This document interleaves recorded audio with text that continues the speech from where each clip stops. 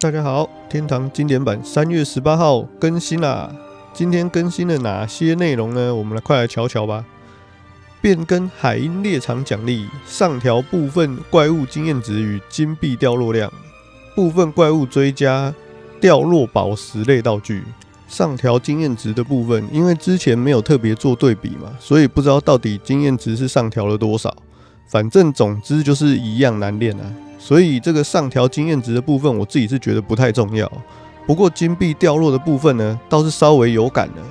之前打怪可能掉落稳定在30到120块左右，现在你会发现金币掉落的上限被拉高了，偶尔会掉出180块，甚至有更多的情况。虽然不是每一只都喷那么多啦，但对于长期在海底打怪的玩家来说，整天累积下来的金币应该会稍微有点感觉啊。追加掉落宝石类道具，鲨鱼、希尔戴斯、多眼怪，现在新增了会掉落蓝宝石、品蓝跟高品蓝。然后呢，伊莱克顿跟奎斯坦修，就是灯笼鱼跟寄居蟹，现在会喷钻石、品钻、高品钻。这代表海底会变成一个有打宝感的区域了。如果你运气好，能打到一颗品蓝或者是品钻，那当天的水钱就回来了。看来我可以在海底打一阵子了。不过我也猜，因为怪物的密度跟打怪效率啊，最后可能会乖乖的回去打大蚂蚁了。接下来呢，就是魔法调整更新。法师玩家第一眼看到这个更新，肯定很开心啊，肯定很期待啊，以为终于轮到法师翻身了啊。结果呢，这次更新完全跟法师没有任何的关系。官方这次的重心放在骑士跟妖精身上啊。你就来看看恩熙大哥有多讨厌法师了。首先，骑士的冲晕 MP 消耗从15降到12，再来是骑士的尖刺盔甲跟征服防御，以及妖精的五月之火、暴风之眼、大地祝福，学习等级全部都调降到30级了。官方的意思很明显啊，他想让一般玩家也能融入团体。接下来呢，就是血盟的更新资讯。可以看到血盟成员的职业跟加入的时间，宠物相关的修正项目，已修正可显示宠物项链内宠物的死亡状态，以便跟解散宠物后相同名字能够再次使用的时间。大家终于可以不用怕再买到死亡的宠物了。之前项圈没有提示，还会怕买到死亡的宠物，因为还要多花1000块来买复活卷复活。现在一眼就可以看到那个宠物到底有没有死亡了。其他的改善项目，这边就讲几个比较重要的吧。其他的项目大家再自行观看。以改善调整40级之后升级所需的经验值需求量，使成长能变得更加轻松。这个部分呢，可以看我之前的影片。这部影片有40级之后的等级经验需求。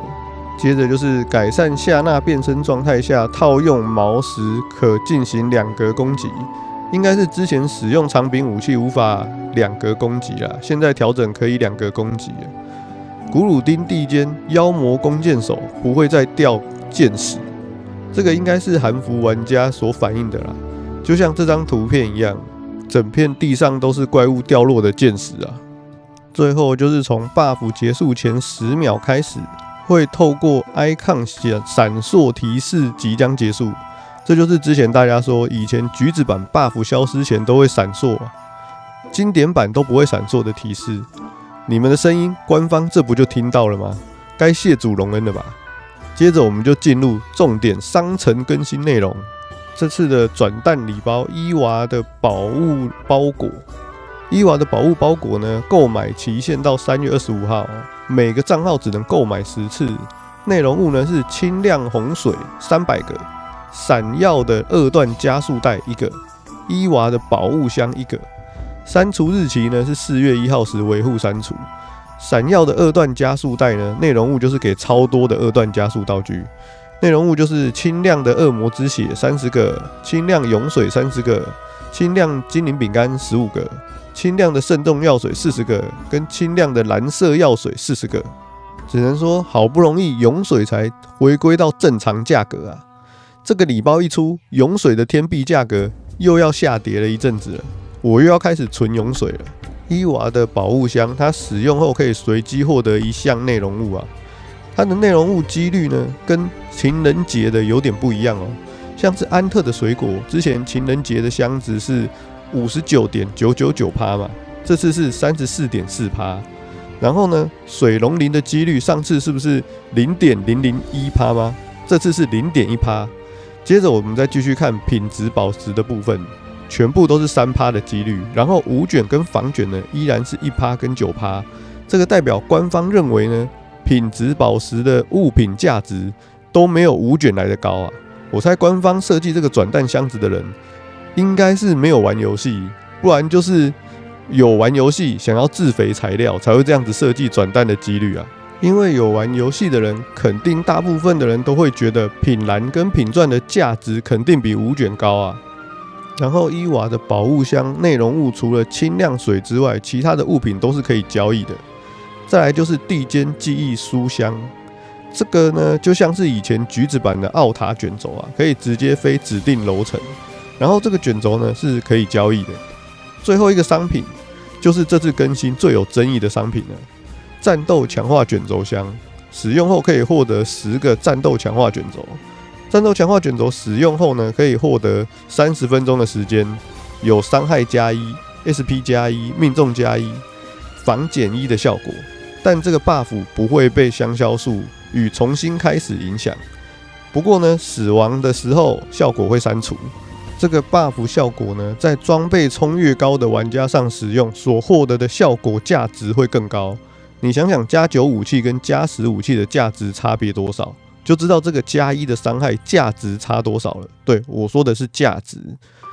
防减1的效果理论也就跟武器一样，而且天堂 PVP 的部分往往输赢就差在这1点伤害跟1点防御。装备一样，职业一样的玩家，一个有用卷轴，一个没有用卷轴的互相 PK， 一来一往就差多少能力去了。如果打团战的话，就会更加明显。要是这种卷轴呢，到时开工程站的时候也开放出来卖，你们看课长会不会买爆？现在是没有工程站啊，如果官方就是用这种战斗卷轴试试水温，发现大家吃网也都会买这个卷轴去吃网，那工程站肯定会买得更大啊。而且这个商品呢，目前是没有购买限制的，爽买多少就买多少。而且这个卷轴呢，基本上可以说是全能力+1。我这边是猜测啦，以后势必会出加更多数值的卷轴啊。不过呢，这个卷轴依然对法师不友善啊，因为完全没有加到任何魔攻的部分啊。好了，以上就是今天的影片内容，感谢大家观看。大家对于本周的更新有什么看法，都可以在底下留言哦。